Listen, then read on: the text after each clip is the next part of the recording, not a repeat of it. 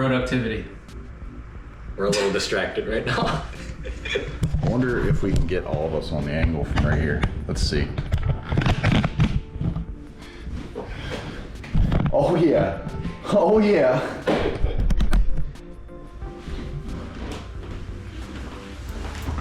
So today's discussion, it's like 3 o'clock, right? 3 o'clock? So Yeah. we're all kind of like getting to that point in the day, and we're talking about an office cookout. Cookout? Cook-off. And Competition. I don't think it'll be on this week's show, but backstrap or choose your own dish is kind of where we're at right now. So if you guys can leave a comment on this video, let us know what we're gonna cook. I think Gavin, Dave, and myself are gonna do a cook-off next week on the next video. And the tentative judge right now is Mike. Also possibly get Josh involved there if he's over this way. So that's kind of where we're at. And I'm not trying to put these guys down, but I'm gonna win. So that's just where we're at. And Are we scoring off taste or presentation or the categories? score off whatever Mike wants to. He's gonna pick his favorite dish. Yeah. That's where I think it would be good to have 1 or 2 different judges, right? Because if I throw some Cajun seasoning on there, you guys are toast for that Mike. I was already planning on you guys. Once I heard that. All I hear is talk, and we're gonna see what's really up. That's all I have to say. So Gavin says that, but before the GoPro was on, Dave was kind of trash talking over here, saying he was the best cook in the office. Gavin said, "Yeah, Rye's a pretty good cook because he knows. If we're frying chicken, he might stand a chance, but other than that, that's about it." So that's what we're gonna do. As for this week's show, what do you have going on for this week's show? This week, really, as far as hunting plans, I don't have a ton. I mean, the weather kind of sucks right now. It's pretty warm. You did make that sit on the hay farm the other We had day. to sit. He daylighted. Yeah, and we had a buck daylighting that it was the first day he showed up and he was in there. And we figured he was bedded close, and that just wasn't the case. But probably gonna just be taking a shot this weekend when the cold front rolls around. Other than that, I'm gonna be working. So, that's how I go. Yeah, you had a little something. Yeah, so Dave and I had a slight debacle of a hunt yesterday, and I'm not going to tell you guys what happened. You guys can watch in this, but long story short, shooter at 19 yards. So I hope you guys enjoy.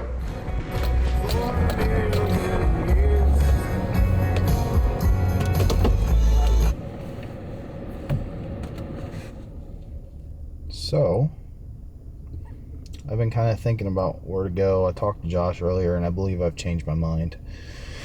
Winds are light and variable tonight after looking at ONX, which I probably should have done earlier in the day, but you can see we drop off from 4 mile an hour to 2 mile an hour as the evening goes on. It switches from west to southwest. Originally the southwest change was going to be around 8, now it's switching at 6. So our original plan was to go here and sit on the front of the pond, but the problem with that, I think your thermals are going to pull down there, and realistically I think the deer are going to come out through that, kind of like they did the other day when we sat and watched. So what we're going to do is get right up here on a locust tree that I saw the very first time in there. I did not go up to the tree, which is a rookie mistake. I talked about it and I was doing the interview and I never went back to it. That deer got up and I got sidetracked. So we're going to beat feet across the field, go all the way to the north edge of the property line, and then walk with the wind in our face up to the top of the hill.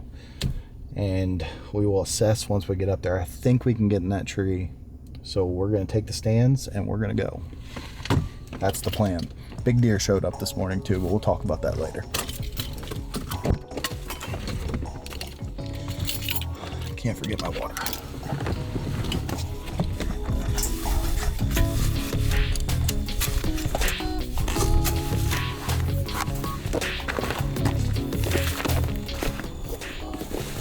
Innovative. See if it works. Probably gonna be a little too long. A little too long. Make this one a little bit tighter. To the tree.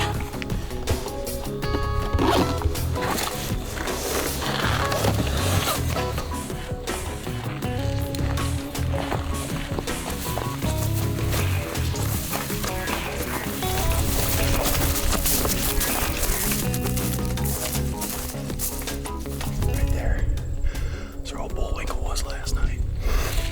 We're gonna call that big sucker bullwinkle.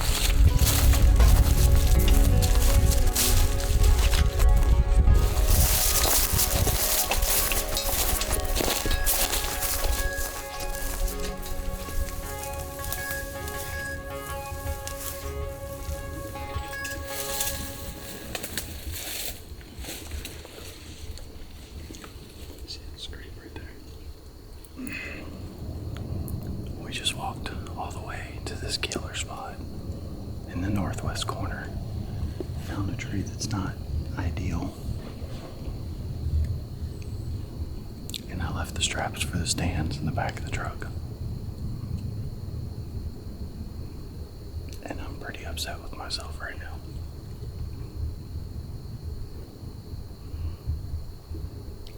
What time is it? It's 4:38.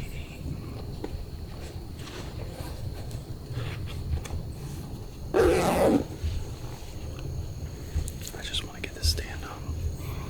I want to stand here for late October and early November.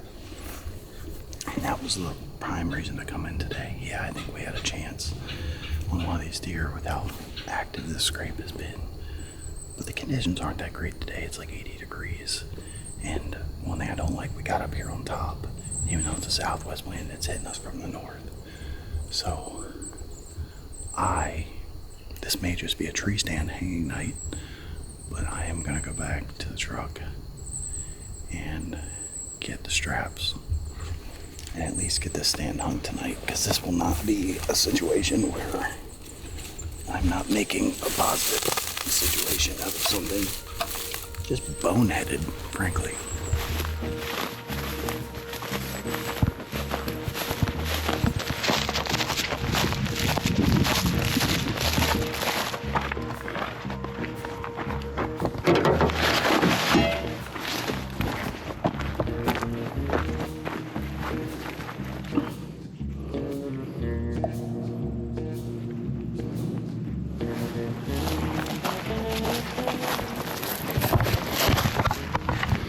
Oopsies.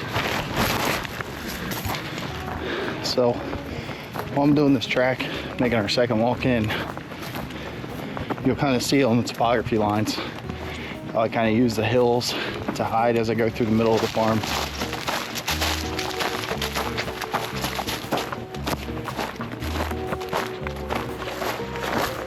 Just kind of hide you enough from that shaded hill so they come out.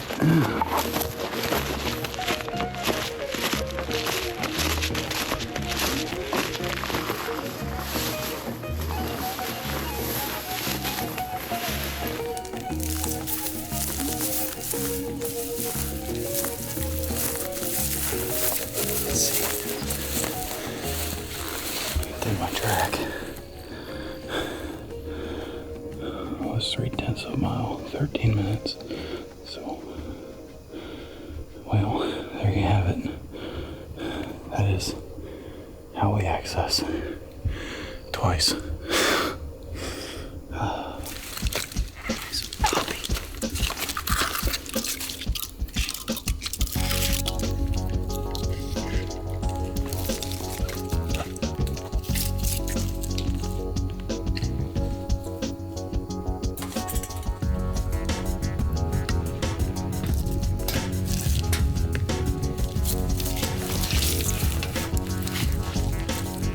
We finally are set up, and it is just probably a little after 6 right now. I'm trying to get my phone out and check. 6:26. We got the stand hung about 5:45, and Dave and I have never hunted off a tree stand before. It's our first sit, and I made the mistake of just coming out not thinking about it. Mike and I's gear is a little different from what Zach uses or what Gavin uses. So just took it real slow, setting everything up and getting used to everything, making sure it was comfortable for him. And here we are at 6:30 with about 45 minutes left doing our opening interview for the night. I'm happy to get the stand set up. It's a sweet spot. And you can see when Dave does the pans, you'll see all this CRP to our north. And then there's this thick pocket of nasty locusts, and there's honeysuckle, and who knows what else. I haven't walked too far back in here. When I came and scouted, I just was scouting this corner, and this scrape right here, kind of where all these trails pinch down, has been dynamite. In less than a week, we've had 4 mature deer here, plus a really good 4-year-old. I mean, this spot is living up to the expectations I set for it. This morning, we had a good deer show up on camera, and it was about 10 yards from here. Now, that's not why we came in here today. This is pretty much a southwest wind, cuts us back over the CRP, and we can hunt this pinch behind us. But getting this set up today is more for the late October and early November time periods. Come in, hunt it in the morning, rising thermals, be able to call in anything in that CRP. I think it's a great spot. And if we don't see anything tonight, at least we got the stand hung. I'm gonna lean to the stand in the tree. It's a little crappy to get into, to be honest with you, a twisty locust. But in other news, I did mention that deer bullwinkle that showed up last night. That thing is a slob. I mean, a slob. Just a big old nasty 7-pointer. And I've always wanted to be a 6-pointer, but I haven't shot a big 7-pointer either. So I reckon if he comes by us, I'm not picky. You know, I've talked about wide load now, bullwinkle, and whatever the heck we're gonna call this deer. I don't even know. It's just been an awesome year of targets so far. I mean, less than a week, and for a mature deer on camera here, I'm not gonna be picky. If one walks by, we're just send an arrow. Let's see what happens.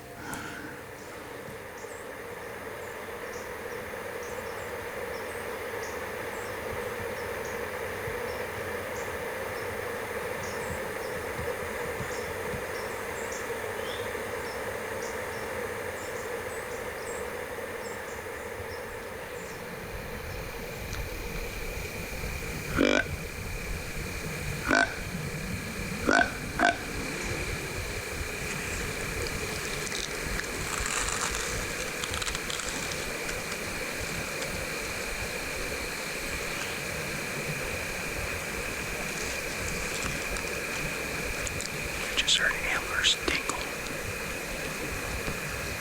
back in this thicket.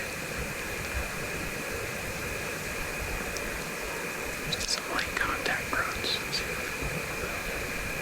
Right here, Dave, right here, right here, Dave, right here.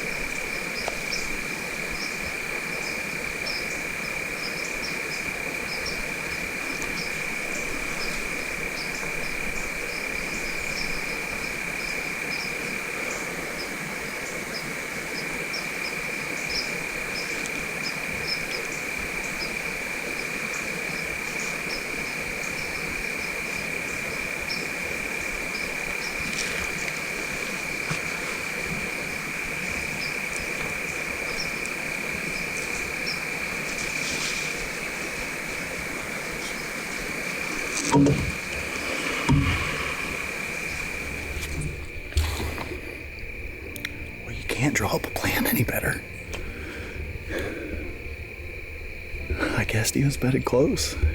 I didn't realistically think we were in the game after not getting in the stand until 5:45.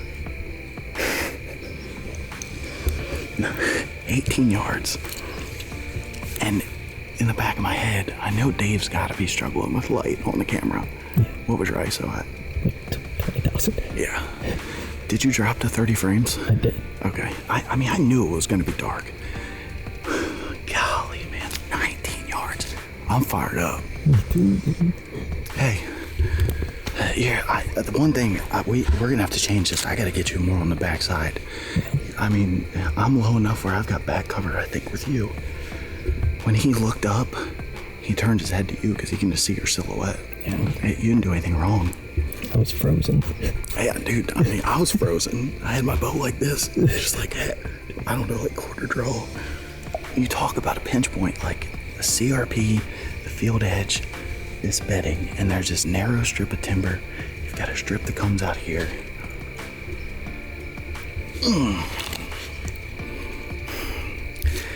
Hunting this on the southwest, you're giving up all the CRP, hoping the deer are gonna come through this little pinch, and sure enough, here it comes. Man, Dave, what a hunt. One deer. How about that grunt, though? Yeah, Heard to dude. tickle the antlers or come right in, man. It's October. October 8th, man. It's like, it could have been a 4-point. I heard tickle the antlers. I don't know, but I'm gonna find out. And sure enough, we did. We were in there. Golly, I'm gonna call the guys real quick. I think our hunt's about over, but it's probably just about legal light. We can't have much more time. That was a lens cap. Not the first time I've dropped one of those out of the stand. You know, it's kind of funny, like sometimes you just are in the right spot at the right time, man. Probably weren't exactly expecting that one. No, and I mean, that deer in general, he was on the northwest corner early that morning, but there was another deer in there that morning that had just showed up, and it was a great deer, and I didn't really go in like with the intention to try and kill him. I just wanted to have a stand there. It's been a spot that, there's 2 spots on that farm, the northwest and northeast corners, and I've talked about this in all the interviews. I just think they're gonna be the best spots. They're perfect little pinches along the property. I'm looking at it here now. And you know, I mean, we did the opening interview at 6:30 and deer was there at 6:50. So sometimes you're just in the right spot at the right time. So I'm gonna chalk that hunt up to luck of having an encounter. Wasn't much skill involved there, but it's a good spot, and I'm excited to start hunting that in the next probably, heck, it's October 12th now. So No, I mean, like you said, I do think that there is a little bit of skill in there personally. I mean, it's a great, if you look at it from the aerial, like it's a great overall just kind of hub of where some activity should be. I mean, there's the northeast or the northwest corner right there. There's the northeast corner that they can kind of go in between. 2 big blocks of timber. I mean, it sets up well. I don't think it's necessarily luck, you know. It's a sweet spot. it's a little pinch along top of a ridge, and there's a couple fence crossings come out of the CRP, and there's no food really right there right now for them to go out in. That bean field's cut. They do feed in a little bit, but primarily I'm sure there's oats of some sort back in that timber, and obviously that's not on the property I have access to, so I don't know for sure, but that would be my guess, is there's oats back there and they're just bedding in those ditches. But regardless, it's going to be a spot we're going to spend some time in here shortly. So the other spot's this northeast corner, and again, this is a spot, it looks challenging to hunt. I think there's one tree in there that you could get in, and I said this in last week's episode, it's probably going to make me try a saddle because the tree is not big. But I feel that strongly about it. It's got like a river bottom feel. It's in between a whole bunch of CRP. It's just a nice pasture area, and probably has been the most active camera on the farm. The northwest corner's probably been just as active, I guess. They're both really hot spots on camera. Like, we've had cameras out there for a little over a week now. 5 different mature bucks on camera at this point. 2 good 4-year-olds. You just can't ask for more from a property that probably has 20 to 30 acres of cover in total. So it's going to be a challenge to hunt, but as that hunt kind of shows, it can be done. So we'll get them in bow range at some point. And then also we have the river bottom farm. And I realize I haven't talked about that much. The cameras just haven't been that active over there. But in the next 2 or 3 weeks, as the corn comes out, the deer start pushing around looking for those first does, we're going to get deer passing through there. We had that one picture of the deer in the summer there. Other than that, hasn't been too much on camera as far as deer I want to target. We had one mature 8-pointer that we bumped out of there putting cameras in last time. Just a brick. And something good's gonna walk through there. It's a good area, it's a good property, and it offers itself to be huntable because of the amount of trees and the amount of cover on it. So I've got a couple areas picked out. We'll dive into those as we get there. But for now, my plan looking forward this week, you know, obviously, I don't know when I'm gonna get out. We have a great cold front coming, well, it's pretty much here. I mean, temperatures dropped today, but the real part of the whole cold front hits tomorrow. It's gonna be high 50s, low 60s. I think it's low 60s, yeah. So Yeah. big temperature drop. I mean, it's been 80s, 90s this week. I mean, it's not exactly seasonable weather, but we're all super excited for this cold front. So no, I mean, as far as this river piece specifically, I can relate to you a lot in the sense of there's just so much corn. I think that in this farm country type stuff, you know, really those crop fields, especially when it comes to corn, is key when it's this time of year. You know, based on the crop rotation in your area, it can really affect what kind of deer numbers you're seeing in a specific area. But I think it's pretty safe to say that with all the cover around, granted, you're gonna have lots of crops, lots of deer are going to be living out there and then just sucking into that river bottom come the time that all those things are picked. I mean, it's pretty safe to say that there's going to be good stuff going through there. Not only that, but just even taking the crops out of it, you have a big U-bend in this creek, right? And it pinches them down on the south side and the north side. And you've got enough timber to play with on both sides where you can virtually hunt any wind and cover that pinch. And when you look at it, you talk about the pinch points where you can get them in bow range, like here, but overall, the entire thing itself is a pinch. All the movement is going to get funneled through this entire area right here. So if you're putting yourself in a situation in that area, you can call it a deer.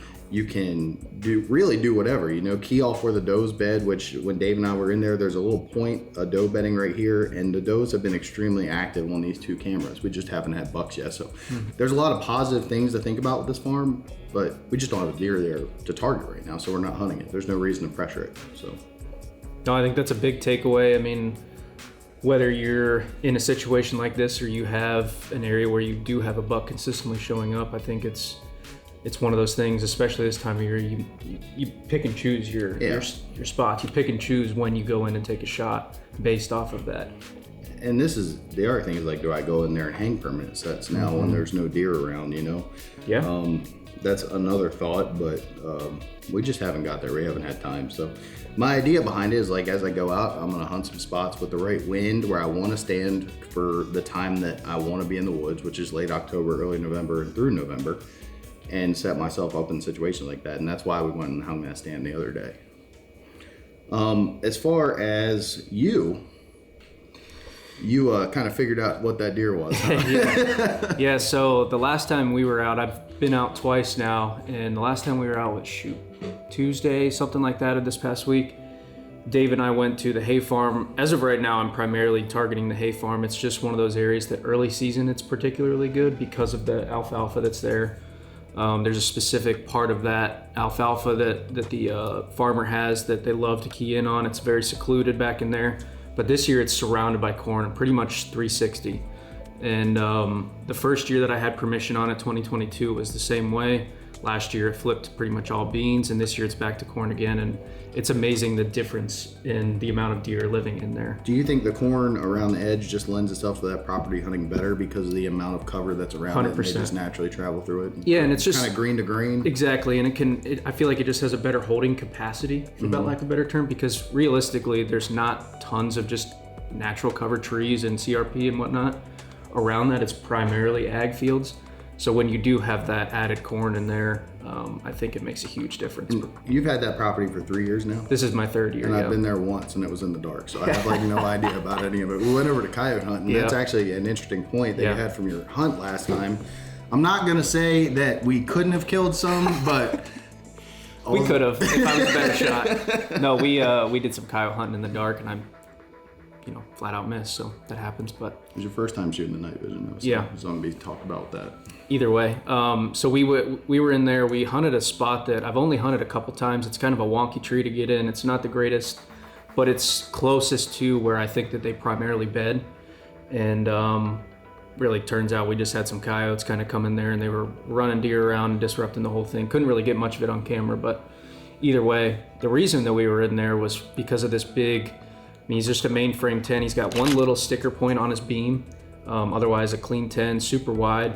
And I got some more pictures of him last night that kind of made me realize what deer it was. There was a deer last year that I'm pretty confident to say he was for. I don't really know him from the previous year, 2022, but he was in there last year a bunch, and he had a big hematoma on his belly.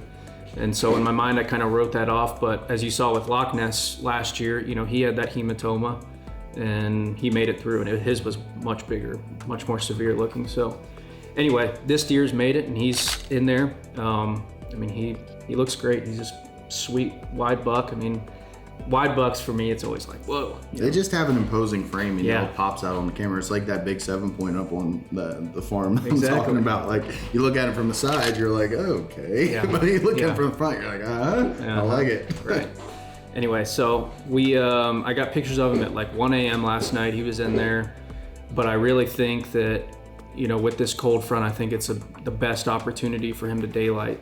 Not only that, you had the 8 a.m. picture of him going back through there, right? And that I think for me is like a super important one, because this time of year, deer on their feet early like that and their daylight, I mean, that's an hour and a half into the day. Mm-hmm. He's not far from his bed at that Right. point.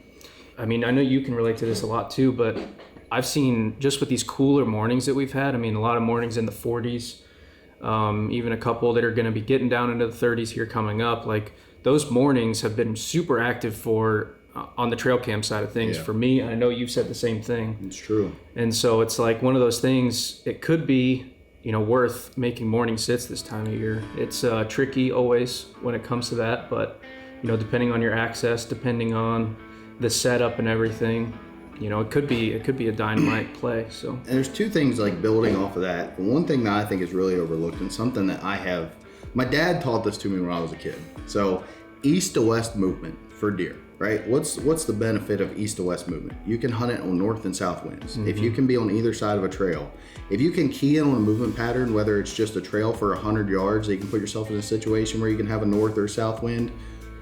North and south wind changes reflect a lot in deer movement.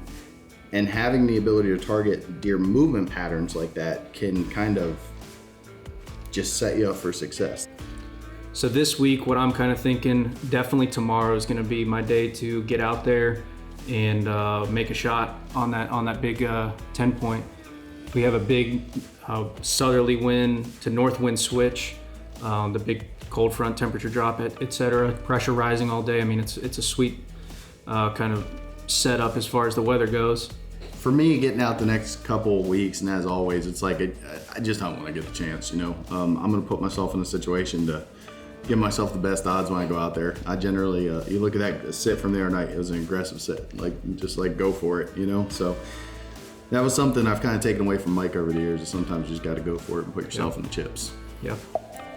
Kind of looking forward, we've got, you know, that cold front that essentially is hitting there. You know, you can see 56 and 53 Dude, low of- Monday, Tuesday. low of 32 in the mornings though. I mean, that's No wild. more tomatoes from the garden. Yeah. They are officially going to be dead. No. So again, I mean, I really think that there's the potential there, depending on your situation, depending on the access and the setup that you have, and based on, you know, what's showing up in your area as far as a target buck goes. I mean, I think mornings could be dynamite.